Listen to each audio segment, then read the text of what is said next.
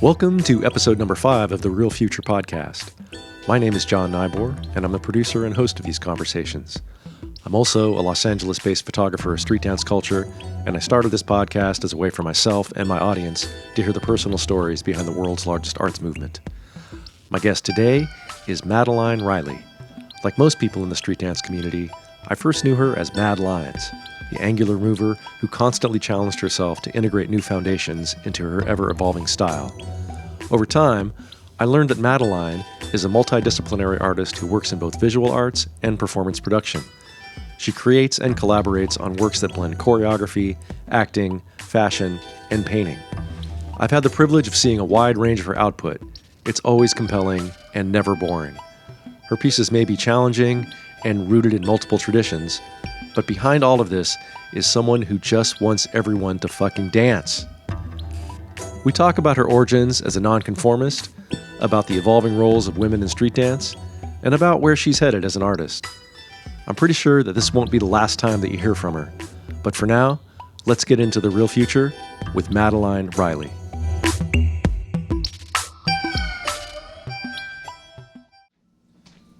So, Madaline Riley, welcome to the Real Future podcast. I really appreciate you doing this. I'm looking forward to it. Everybody gets flowers because we are above a flower shop. Yo. These, today I walked in here and I was like, I didn't even have to think about it because they're like glitter and pink and blue, and I figured they're like kind of the funkiest flowers, and the funkiest flowers you could find. Thought you would appreciate it. I love them, man. So there you go. We met in a parking lot, right? And we did. Like, I think you were in the parking lot when I wandered into it. When you first pulled up. When I first rolled up on you. Mm-hmm. That's what, who said that? We're like, who's this? D-Page said, who's this guy taking photos? Yeah, well, I wasn't. I didn't have a camera that day. I just, met you. Yeah, you just rolled up and you just, asked what was happening. Yes, because I really didn't know. Yeah, I was you're just curious. Because it looked like a dance routine, but then I was like, this is not a dance routine, That leads me to the kind of natural start of this. Do you remember the first time that you connected with dance in a way that was like, oh my God, I have to do this. I have to keep doing this. Not as a profession, or not just like, I have to, because you seem very driven to do it. Yeah, I've got a little story. All right, let's hear it. I got a little story for all that I don't really get the opportunity to tell. But I did go to a dance studio for a period of my life growing up. It was like a local, kind of shitty studio, though. And this was in the Boston area, right? Yeah, this is like near my house. But nobody has really had professional careers from the dance studio except for myself, you could say. I'm like the only. It wasn't like something that normally happened. But there was my senior year, I asked if I could choreograph my own solo, which is something that had never been done at the studio. And I had normally taken... For a recital or something? This was for some local competitions that we would do. Oh, okay. Yeah. So the studio had a crew, we did a couple competitions a year, 2 or 3s, and not too many. It was but we did do a couple competitions in other states like Rhode Island or Connecticut or something. Right. It didn't go much further than that. I'm sorry, keep going. So you wanted to choreograph your own. And the studio was like, what? That was kind of a really unconventional thing for a student to ask, especially a student like myself who didn't have any accolades. My technique at this point as a graduating senior was really behind. I always had a strange body, and I always had a strange relationship with my body in the dance studio world, and I just felt like I could never make it right. And I always had a really rigid body, and also I'm a little bit pigeon-toed, so I was kind of put in the back. I wasn't showcased a lot because I didn't really take to the forms very well. What were the forms that you were? Jazz, jazz, ballet, tap. Okay. Modern. So I asked if I could make my own solo senior year, and they were just like, "All right, we'll like let you do your thing. Sure, go ahead." I won everything. After years of like nothing at this, like I was getting like I was nobody. My senior year, I won everything. Highest overall score, young choreographer award. I don't know, just like all these awards. Miss Senior Spirit of Dance, and all of a sudden the studio wants to, take photos with me and like give me, like trophies and have me come back, and I was just like, all right, it's pretty clear what I need to do right now, and it's that I was just not made for conformity. I was made to completely do my own thing. Like, this is a huge sign that I was meant to create, and that I know my body and I know my path better than anybody here that thinks they do. And that was kind of like my big signal to like... Where do you think you got this confidence to be like, I want to choreograph my own thing, and then on the basis of it working out well, I'm gonna do whatever the fuck I want, right? Like, I will say that my dad has a bit of a non-conformist like zhuzh to him, or at least he did growing up, and I always found that really inspiring. He would always kind of like wear what he wanted to the beach or to pick me up from school, and it was really embarrassing at the time. Just kind of like saying things to people like, you keep that smile on, just like things that like you in the middle of the street or whatever, just like to the grocery store, just like things that are unnecessary, like they're just literally unnecessary to the survival of life, but they make a big difference in other people's days. And I think that that was something about his character that really inspired me to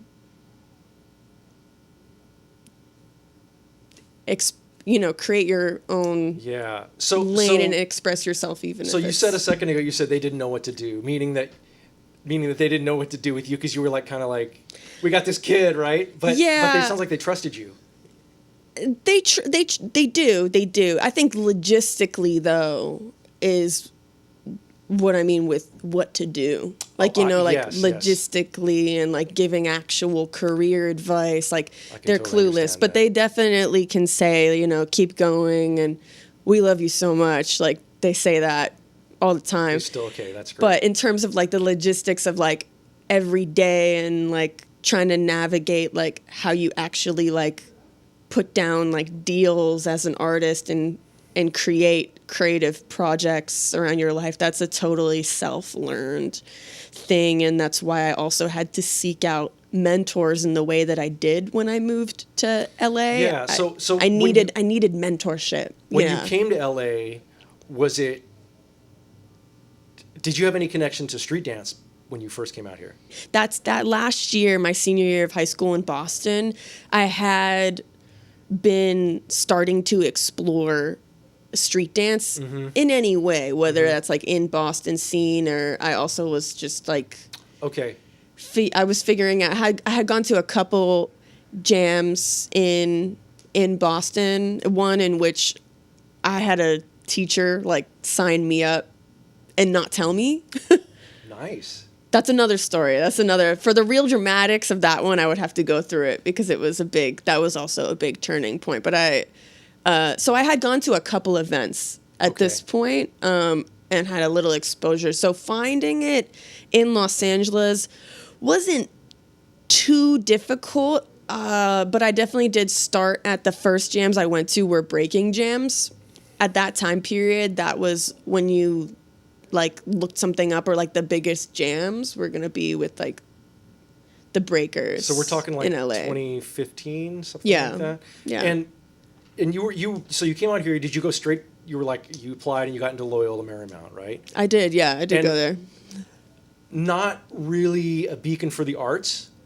Not really a Did you beacon for go the there? arts. Like how did you end up there? Was it? I went for science. For real? That's what I got in for. Oh my But God, like biology? Like what kind of science? like health and human science. Oh, wow. Yeah. And then you're like, no. That was kind of like the plan. Like I didn't go to art school. Like I went to like an academic school, and this was just kind of like the whole plan that was set up. No, I get it. For my life. I kind of come from that kind of place myself, right? Yeah. So you come out here breaking, and then somehow you end up at Slim Boogie's class. Yeah, I mean, I could tell you how I got there. Yeah, I would if love I to just know. was like shortly break it down. I'm at the breaking jam. I'm like starting to get in the ciphers, but I'm doing popping, kind of, bad popping or whatever version of. I'm a beginner at popping at this point, so I'm just kind of like getting it. And it was actually Gold. It was actually Gold who was my first like friend. He kind of knew what I was doing, and he knew, who to kind of connect me with better. And then we were at a jam in Long Beach that was for Mr. Animation's birthday. Nice. I still have some videos from that, so maybe I can send you. But it was like a Mr. Animation's birthday party battle, and I entered, and I actually think I made it to the finals. But Slim was there, and he's like, "Okay, that's really cool." He was there. He wasn't entering. He was just sitting. He was just sitting on a bench outside. Yeah. With having a cigarette. With Aaron having a cigarette. Yeah. And once you started going to these classes and getting more into the street dance scene. Yeah. I know it was obvious to me, even though I didn't know really what I was looking at first in terms of styles and all this, but you were always just like figuring stuff out, right? Is that what it looked like? No, but in a cool way, right? It wasn't. I'm not saying that it lacked any kind of finesse or technique, but it was you were pushing towards something that was not really part of anybody's box. Right? It was really not ego fueled. I would say at this point, it was really like I was really interested in like mechanics and. The strange thing about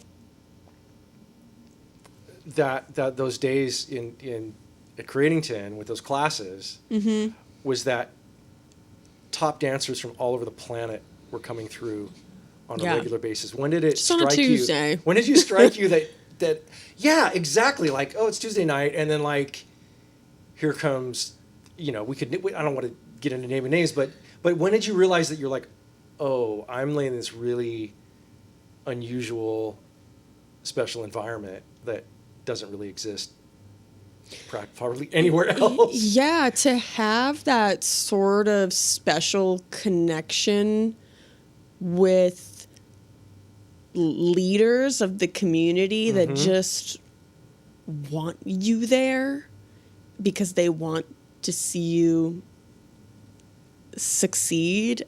And like just be exposed to different dancers like practically for free. Sometimes we were taking classes for free, or sometimes they were $5. Yeah. But practically this is just it's just really hard to come across nowadays. I feel very, very blessed to experience what I feel like is that last glimpse of a like true street dance. To me, I don't know if it will ever be the same, or I don't come across it quite as much anime. It won't be the same. Yeah, just to have people wander in or like wander up on the street, and it's like some like world class champion from it's like Hawaiian or some shit. Exactly, I don't know, and or like Dietrich's, right. And I think for me it was good that I didn't know that, because I think I would have probably gotten intimidated. But I know that you kind of like definitely have stepped away. Have you kind of stepped away because you just have so many interests that we'll definitely going to get into? Yeah. But I do want to kind of finish this out before we move forward. Yeah. I've been in like a lot of different scenes as well as the street dance scene. Right. And I just have to say, like, you know, there's nothing like it, like compared to like the rave, like even other dance scenes, like the rave scene or like different art scenes or even like the performance art scene. There's nothing like the street dance scene where like the focus is just getting together and like that's the high also of the situation, is like us just like sharing space and dancing together, whereas in like some of these other like party scenarios or like places where you'll see dancing, there's like other forms of entertainment or ulterior motives that are like the social goals. Yeah, that are the focus of the kind of ritual, but this is just like nothing like it. And that's why I still try to like bring people or like new dancers, if they're interested, I still try to bring them to a genuine session so that they can at least like see and experience it. I think the support thing is amazing, right? Because like, I mean, if you go out and like just put yourself into it, people are going to be supportive, right? I don't mean that if you try to pretend that you're something you're not, but like even I've gotten in the middle of the circle and danced, right? And I have no idea what I'm doing, but I put myself into it. You tight. I put myself into it, and it's like you're not as bad as you think. You tight. Thank you. I appreciate it. You know what's really funny? The first time I ever did that was after the pandemic, and Kumse was having these little sessions at a parking lot. Yeah. Really small ones. And I was like, okay, I gotta like participate. You're like, this is my time. I was like, I gotta participate. You're like, it's my time. And you know now. what Kumse said to me? What? She goes, "Who trained you, Madaline?" What? And I think it's because, why were you like going like this? What you said really resonated. I have a kind of stiff, awkward, like I'm coordinated. You do. Yeah, you definitely got stiffness for sure. Yeah, I got a stiff kind of awkward body, and the one thing I can do is I can stay in character, right? So yes. I can keep a face and like put myself in a place where I'm like weird. Yes. So I'm ambiguously weird, right? So I think that's why she said it. No, that's a good segue of though how I kind of segued into my interest, kind of shifted, you know, into these other art forms, and character was actually a really big aspect of that transition. Because I was always interested in the mechanics, but I also, like, Mad Linez was kind of a character. It was kind of like a little character that I had created over the years, whether or not people wanted to believe it or not. And no, again, like I mean, that's kind of what I was saying earlier. I think that's kind of what made you known, is that aspect. Like it's not really definable, but yes, I think people do understand. And that. This could also branch off into another conversation, but the angles I feel like in popping in a lot of the positions are not conducive to the female form, and they're not conducive to the female body and the way that we balance weight. And I think that that's just something that still needs to be deeply looked at in the popping competitions, because I still see I still see many. It was created by men for men, and the positioning you'll still see even when women do get to the final rounds of like popping competitions. Yeah. They're still not doing any like what I would view as like feminine movements or things that complement their natural form, but flexing has roots in dance hall. Yeah. So you'll see in flexing and traditional bruck-up, you'll see more leniency for women to use their hips and kind of isolate and have a little bit more of a like grandeur. Yeah, and that's coming out of club culture, right? Not where popping comes out of something else. Well, popping is it's funk. It's funk culture. Fun, but it's also a little more like you said, guys created for guys, but dance hall is like a club there's culture. There's a club culture, and there is a yard parties. There's a sexuality to it that I wasn't looking for that, but I was definitely getting more into using my body in strange ways and like contorting. And you'll also see in dance hall, you'll see a lot of theatrics as well, like theatrical. And a lot of scanty clothing. Really, like a lot of experimentation with character and just expression and color. And so I just felt like that was a better style at the time for me to let my imagination really run. Yeah. And okay, so I got to follow up on this. Let's go. What you said about women and popping. Yeah. I don't have a lot to say about women specific to that style. What I will say is somebody who, started watching street dance from zero, right? Yeah. Other than like things I'd seen as a kid. Like when I first started paying attention to it, I see men, see women, and a lot of the times I think women are more interesting dancers. Mm-hmm. And I think this is because, and this is only based on talking to them and learning about their backgrounds, I think it's because often a lot of street dance women have backgrounds in other forms of dance, right? No, this is completely true. And in addition to being women, they bring a different energy to it, right? Yeah. So when I started going to battles, and I've continued to be surprised at how many battles are male dominated just in terms of the entries, right? Mm-hmm. Let alone, and then a lot of times, and again, I'm not a judge, and I know some judges are more focused on strict technique versus overall flair, et cetera, right? There's different ways to look at it. However, a lot of times I see woman versus man. I mean, I'm self-identifying, right? I know there's a lot of gender fluidity, but people who are obviously projecting femininity or masculinity, and I'm like, oh, she killed it. And then the judges go the other way. Yeah. And I'm just sort of like, so where does this go? I guess what I'm wondering is, where do women who I think are often have more to offer, like where do women go to push this forward? I think we just have to rethink the systems at play. Also, a point that I was really thinking about the other day is that when we talk about street dance, mm-hmm.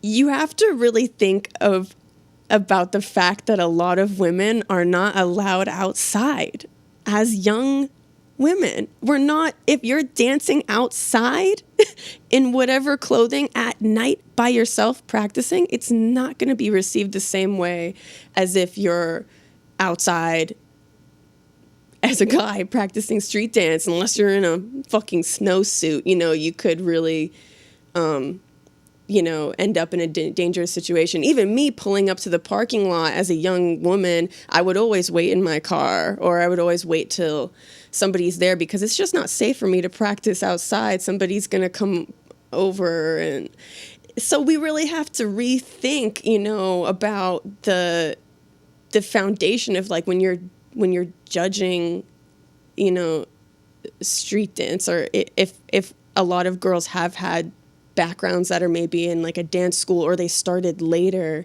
I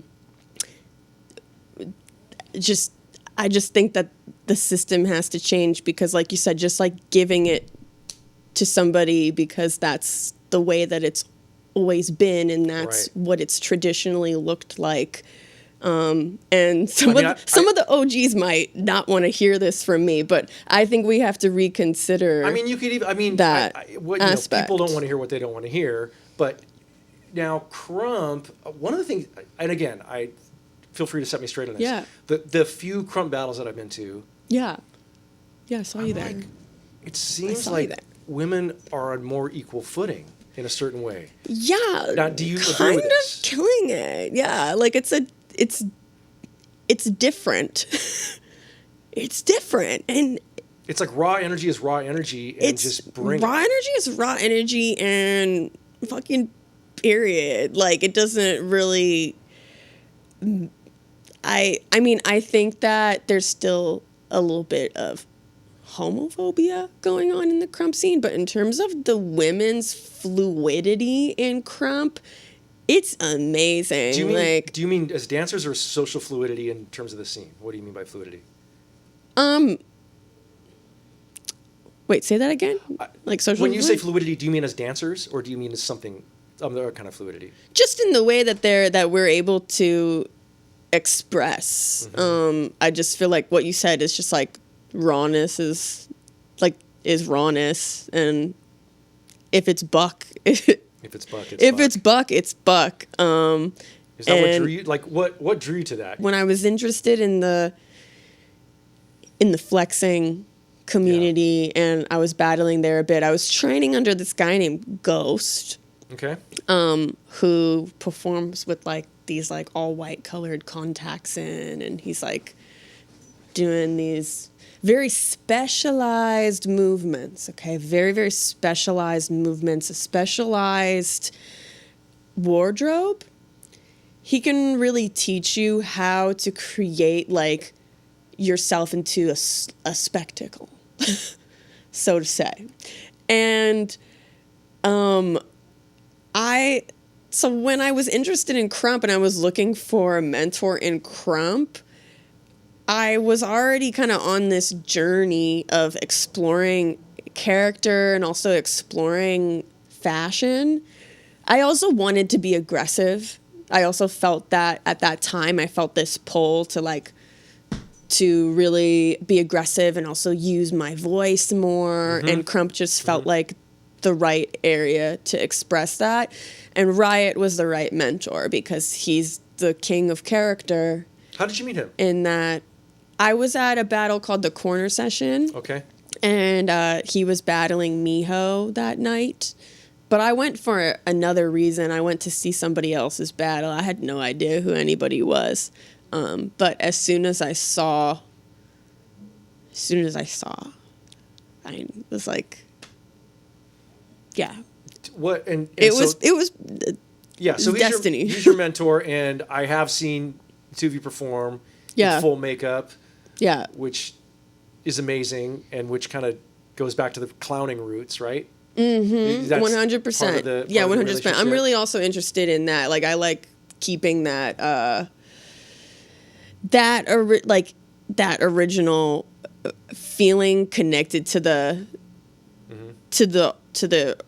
art and the expression of clowning is something that I think is like super rad. I don't think I'll ever be like a competitive plain crumper. I'm very interested in the spiritual aspect of crump. So you'll also see people that are interested in the doing the war paint looks are also, they might have backgrounds in liturgical mime work. They might, that you will see in churches. Sorry, stomping. But you will also see that in some churches. A lot of crumpers come out of church experience. Yep. Yes. So, and it's shadow work as well. You're connecting and, cosplaying in a way as something that's not yourself, that's beyond yourself, and you're using this highly radical dance form, kingdom of radical, my phrase, to bring you to a new state of being within yourself. Yeah, it is definitely a cathartic experience, even just to be there as a witness. It's very transformative. It's just, there's really, really nothing like it. How do you feel you've been received in that community? It's definitely a tough community because it's extremely welcoming, but also like, you have to know your place. It's something with very, very deep roots. And hierarchy. Is that what you're talking about? Yeah. And the hierarchy is very well established, probably the most established that I've seen throughout any network of street dance. It's definitely not for the weak, and it's definitely not for like dipping and dabbling out if you're serious about it. Yeah. I mean, I'm just like, I'm coming from so many other places, but trying to stay focused. But I also know that I play a niche role. Like I came into it from the character route, and that's, I feel like, the niche role that I'm going to play. What's the biggest challenge? Like, I've got to believe that the dance vocabulary itself, you're capable of picking up pretty quickly. Yeah. So what's the biggest challenge for you in that style? The biggest challenge is that there's a lot of just social cues and even inside jokes and stuff that are created in crump culture, and they're meant for crump culture. So even the crump culture, I feel like, is separate than the entire dance culture. It is. It's really its own thing. So you like have to be ready to be like misunderstood in that way if you're gonna like commit fully to being like an organism within that area. I think for an audience, right? Like, I think if you're not paying attention or don't have any, you'd be like, why are they hyping that? You're like, I don't understand. Well, there's that aspect, but there's also, I think, the dance for your average person can be hard to see. Like, I remember the first time I saw it done by really good dancers, and I was blown away by like. I didn't get it. The dance part of it, right? But it's buried within all that other stuff. I didn't get it. The first time I saw like people that said, they'd be like, oh, that's so and so. I'd be like, I don't get it. Well, like I know, like Dredd used to come around all the time, right, to the lot. Yeah, me and Dredd used to battle a lot. That guy's a beautiful dancer, and like almost right away, I could see that. Beast too. Yeah. Like those are two guys that I've gotten to know a little bit. Yeah, just like things that you wouldn't understand that are like very, very nuanced. Yeah, and there's a lot of footwork. And like if you watch it, it's the good dancers are wild. Good dancers. It's wild. So I'm also not going to pretend that I'm something that I'm not. Like I am a hybrid dancer. Yeah. I really, really enjoy the character component. I really do, and I've started writing music actually as well as my Lady Riot character, which is kind of like my feminine wrath unleashed. I've heard the one track. Is this different from the vampire track? This is different from the vampire track. Yeah, this is stuff that's not out yet. Is it crump tracks like within that tradition, or? I have made a crump track, but yeah, that would be cool. That's definitely a lane that I'm thinking about. I'm still experimenting a lot, and I'm also still learning a lot. Like about that side of myself. Well, the makeup's amazing, right? Like I remember the first time I saw you, and I was like, this just seems so natural. I was like, this just seems. It just natural. Happened. Yeah, it just happened. Did that introduce you earlier this year, or actually late last year, last year? You went on a rock star tour of some sort. Yeah. So what? And when I saw the footage from that, I was like, okay, this is perfect. Right, this makes so much sense. I was like, what? I was like. How am I like crumping on stage? First of all, who was the musician? Oh, her name is Johnny. Johnny, yeah. It's spelt with a Z. And where's she from? Australia. So how? Which is coincident. And you were hired as a choreographer and performer, right? Yes, I submitted as to be a part of the tour but then it ended up that like they couldn't find the right match for me, so I ended up like hiring my friend. So I ended up kind of doing the cast, like the rest of the casting for the other dancer. Oh, so they didn't find you? You actually... I submitted. Yeah, this was a submission thing that somebody sent me, and I just said on my submission, I was like, I have never seen...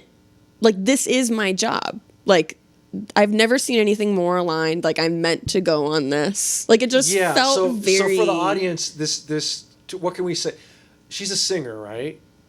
Yeah. And did she created this? So the footage I saw was a lot of smoke. There was a lot of the tour was called the Maynard Tour, right? The Maynard Tour. Maynard Tour, and the Maynads are the historical followers, the female followers of Dionysius, known for just like getting super crazy, right? And not it's conforming. Like the unhinged woman. The unhinged like woman what, that every man is terrified of. That right? like what would you be like if you were never like, like written into the system in those conforms, And was her music about that, or was this just kind of a little moniker that her music is actually more autobiographical. She's talking a lot about, I can't speak for her though, but was it a world tour or US tour? US and Canada. How was that experience? It was crazy. It was crazy. Do you think like I want to go on the road again? And you're like, Do I want to go on the road again? Yeah. I don't know. Yeah, touring is difficult. I'm actually a little bit more of an introvert than people like assume.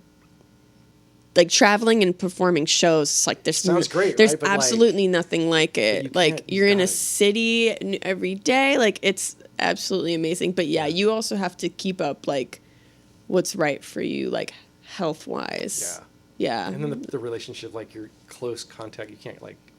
Yeah, and like making sure people don't get sick and right. It's a lot. There's a lot to consider, but I had a fucking blast, and I loved everybody on.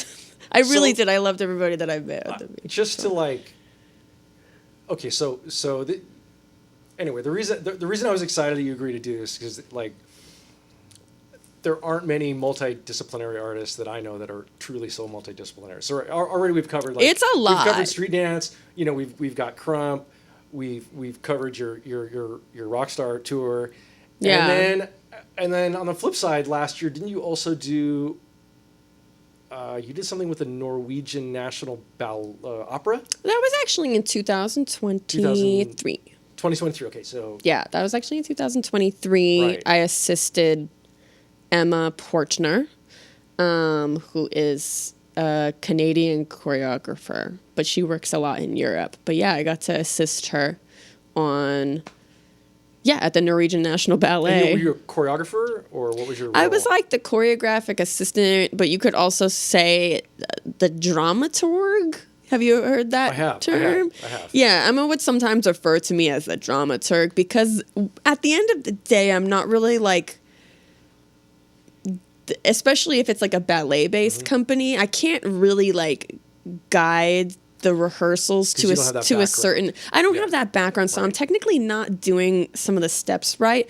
But I can definitely help with like any creative decisions in terms of like storyline, like what should happen, and like how do we make the movements like into a dramatic storyline that stays on track, and also like always lending advice on like costuming. Like these are departments where I feel like I really flourish, and I like to come in as well as working on the movement. But yeah, there are definitely within certain styles too where I can't like give everything with the choreography itself.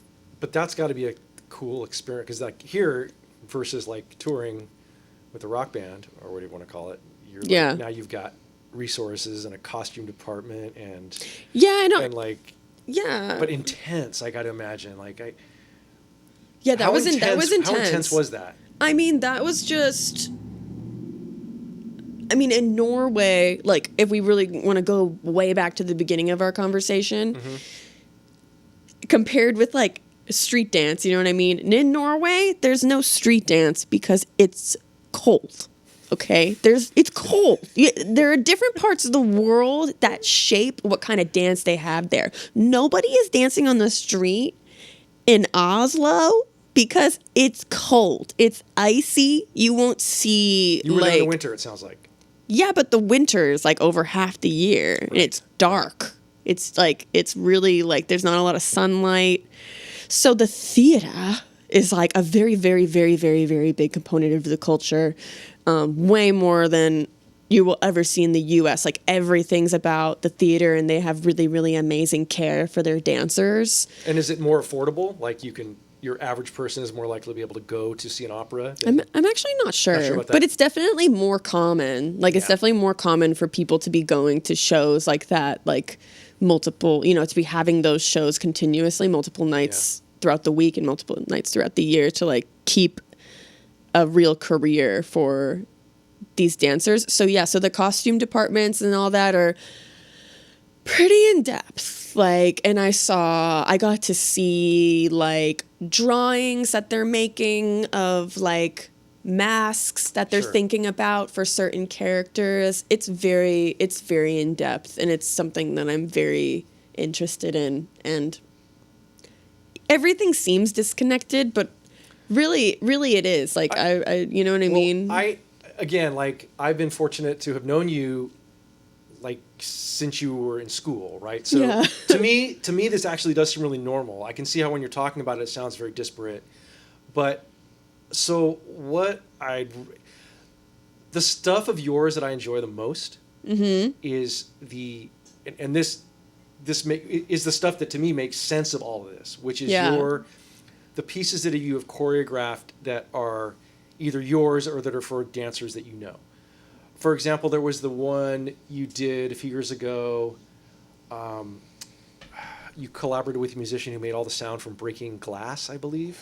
Mm-hmm. Right? When Skin Feels Like Glass. When Skin Feels Like Glass, Solon was in that. You had a bunch of that was a cool killer film. dancers in that. I watched something you did recently with original music. It sounded like it was like maybe a trombone player, or there was a prominent trombone, and you did a lot of overhead shots where you had paper dividing the floor. For Oded. Oded, yeah. Is Oded a trombone player? Because there was a prominent either trombone or French horn. What was he playing in there?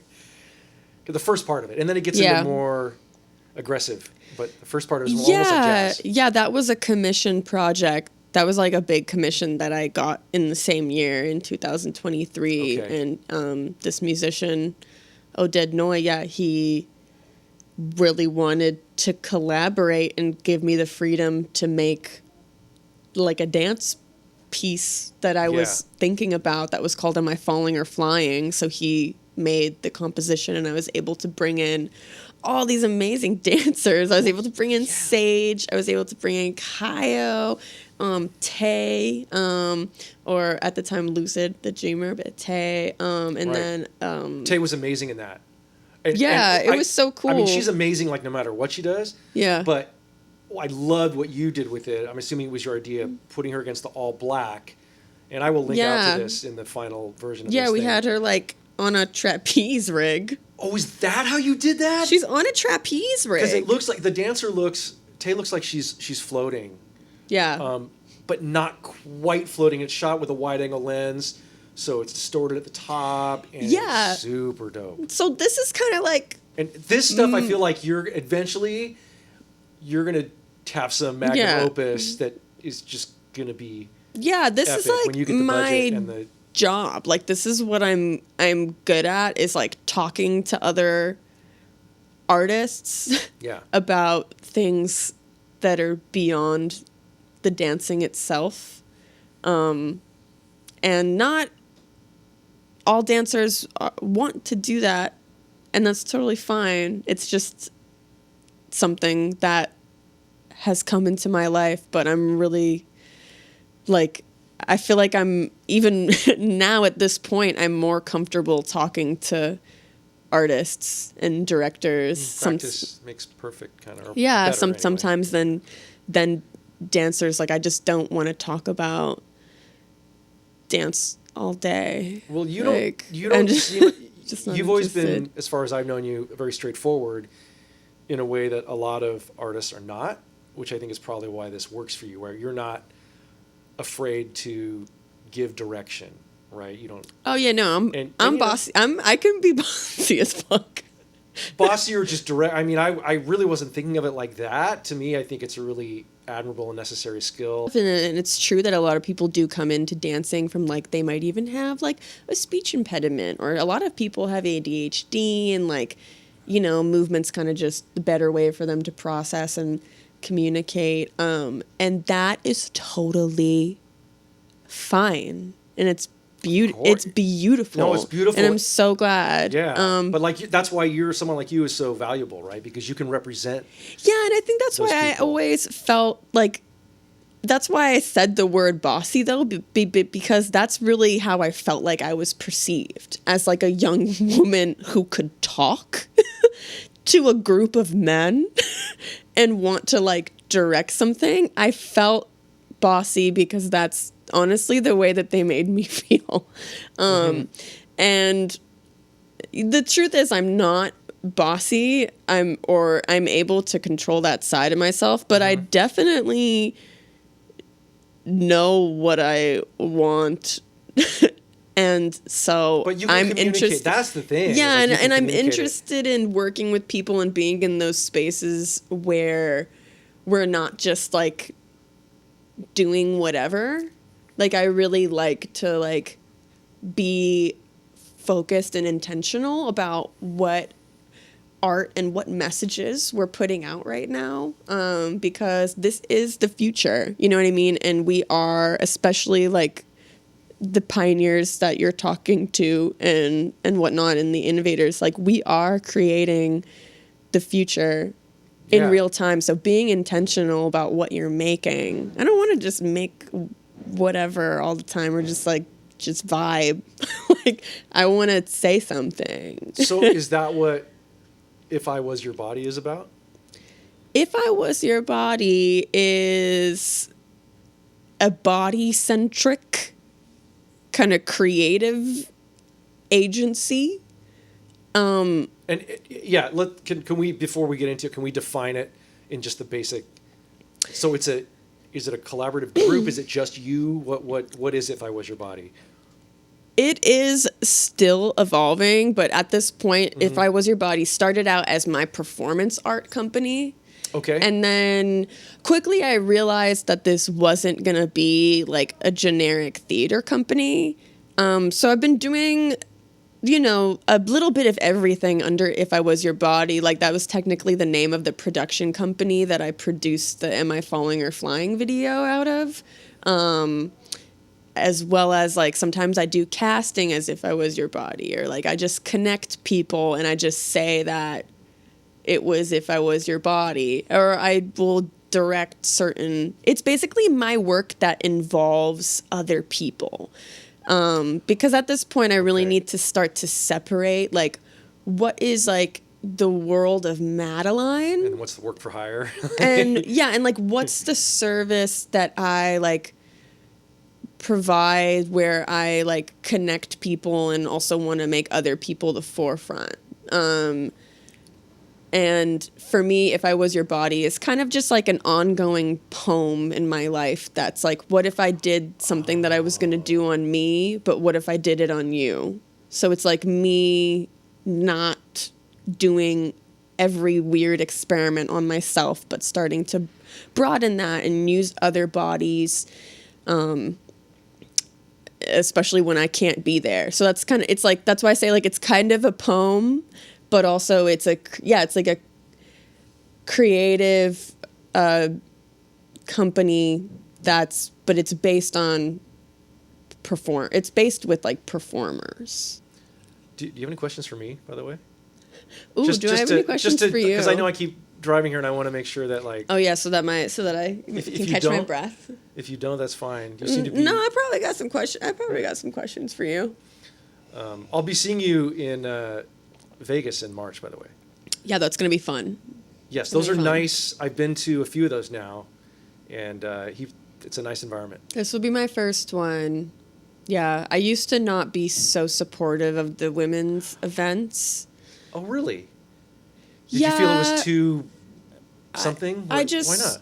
Because I just feel like every day is Women's Day and every day is Trans Visibility Day, and like we should just, that's my personal motive, like we should be doing this every day. I agree, but so many people aren't. I've denied requests to perform at all women's events in the past because I've felt very strongly about it. But at this point in my life, just personally what I've been going through, I'm like, let's celebrate. I'm like, let's get together. I've been having a lot more like private meetings with other women and like non-binary dancers, and like really being like, how can we make this scene safe for you? Because I have encountered actual like dancers leaving. And me too. I had a situation this past year that was pretty like invasive, and I understand where like a lot of these, you know, women are coming from that are in the scene and we need that. So I'm like, let's powwow. I'm actually really excited for the first time. So you've changed your perspective on this a little bit. Yeah. Cool. So it sounds like you wanted to resist the idea of requiring the separation, maybe, or... Yeah, but now I'm realizing that, like, I have a very progressive and radical brain, and there's no hurt in supporting movements and also creating my own. Yeah. You know, like, I can do both, and I'm very, very happy to do that. I will be there to support, for sure. That was a really cool battle last year, and so it will be good to see you there, and I will... Will you be photographing? Yeah. No, I'm trying to figure, I can't quite remember how, but anyway, I went to one of Bougie's events, and then I just liked it, and so if I can fit it in, and I see he's doing something, I come out, and now this one he actually asked me to come out. I have a question for you. Thank God. What excites you about certain events as like someone who's not, you know, dancing all the time at them, but as somebody who is photographing, or do you go for like the dance? Is it like the dancers? Is it like the location, the organizer? Like what draws you? Well, the location only, that if I can go to a location that I haven't been to, great. But no, location has nothing to do with it. The number one thing is the community aspect, right? That's why when I showed up at the lot, and you know, I know at some point, I remember at some point, Slim was like just telling the class that I was there and going to be photographed, and he just goes, John puts in work, right? Because we talked about that. I talked to him about this later. Like, he didn't think I was, you know, people come and go, right? And he's like, I just kept showing up. And yes, I love the dance. Like, you know, I'm a musician. Like, I have a decent sense of art history. As soon as I saw Slim dance, even though I didn't know anything about the specifics of it, I knew he was something special. And then I can tell a good dancer. However, it's this, you know, because of these times and because of the way I was feeling when I met y'all, which was like, it was, you know, Idiot Boys first got elected, and I just felt like, and I saw you on the parking lot, I'm like, okay, this, and that's why I was like the real future. It was like, this to me is the future that I had imagined, that I think everybody in that parking lot imagined to one way or another. And these places where, like, in a time where you have a lot of high level bullshit going on in terms of rhetoric, right? You have a lot of people antagonizing, you know, because the thing, I understand that Idiot Boy is part of a larger American picture. And I understand that you could accuse almost any American president of being a criminal and an asshole and a war criminal. I get that. But there's that, and then there's this. And, you know, unfortunately, people in this country have terrible history education, right? It's always been the case. If you read American authors going back to the 18th century, people satirize this, write about it, ridicule it. And it has gotten worse because once America realized it had an education problem, it started focusing on math and science and all that stuff, which is fine. However, to me, it's like, if you just read a little bit of world history, like whether it's Cambodia, whether it's Vietnam, whether it's Korea, whether it's Russia, whether it's China, whether it's anywhere that gets a person like this, a character, Latin America, like half freaking Latin America succumbed to these military dictatorships. Africa. Yeah, I mean, Africa also you're only going to learn so much in the books. No, but I mean, just the idea that charismatic leaders who go around blaming all social ills on immigrants and their neighbors and people who are different are freaking scary. And once they get the public support, Yeah. at some point, already more than 50% of the military votes for this guy, right? What generally happens is this kind of leader decides to blow off all precedent, all laws, and the military takes his side and they take over, right? So to me, this is who this guy is, if he is allowed to be, and it's really scary. And then just on a basic level, without getting like into all of that, somebody going around starting their political career by claiming a black man was born somewhere else when it's just not. That's how he started. A guy that was prosecuted by the Justice Department in the 70s for denying people a place to live in buildings he owned, right? Because he's a racist asshole, right? This kind of guy has given credence for people to, I know a lot of people are understood this better than I did, right? Yeah. And we're like, yeah, America's a racist country. What else is news? Like, however, like, now people feel comfortable. Like, immediately you saw people in Charlottesville basically staging a fucking Klan rally, right? Yeah, and that kind of shit is like, I don't really think most people really feel like this. I really don't. But I think if you give them a loud voice, they can do a lot of damage. And as we're seeing, they're convincing a lot of people that, oh, maybe, this whole DEI backlash thing, like, sure. Big corporations probably did some really lame things. I think kids in school, a lot of them probably feel like they're having certain things about race and gender shoved down their throat. I probably would have too, right? Because I'm a kid, adults telling me what to do, you get annoyed. Yeah. But that's very different from coming out and like, all of a sudden, okay, we're going to ban trans people in the military. Like, we're gonna openly go out and harass a trans person who got elected to Congress, and we're gonna bring her into Congress, and we're gonna start talking shit about what bathroom they should use. Like, really, this is freaking scary to me. So when I see people coming together in small and large groups, people from all over the world, people who are straight, who are trans, who are whatever, people who change their hair color every week, people who wear crazy makeup, people who are super insecure or have ADHD or super socially awkward but can like get into a room and feel like themselves for 5 minutes and get some support for it. It's great. This is where this is happening, right? So that's what motivated me to keep coming back. Now, I have learned a lot about the art form. As you know, I'm a chatty motherfucker. I talk to people whenever I can. I've talked to the OGs. I've talked to your generation, and I love it, and I appreciate it. And so, like,